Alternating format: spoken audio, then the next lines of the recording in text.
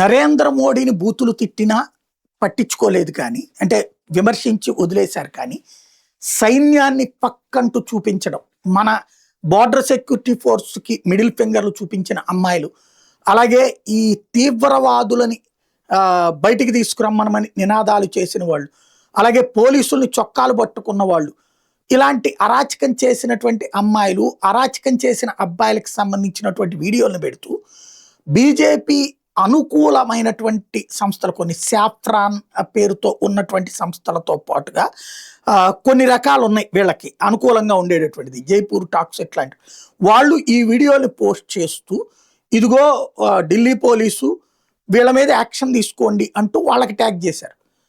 తద్వారా వీళ్ళు BJP supporters plan చేస్తే ఢిల్లీ పోలీసులు వీళ్ళకే నోటీసులు ఇచ్చారు, వీళ్ళ అకౌంట్ల మీదనే కంప్లైంట్ రిజిస్టర్ చేస్తున్నట్టు చెప్పారు.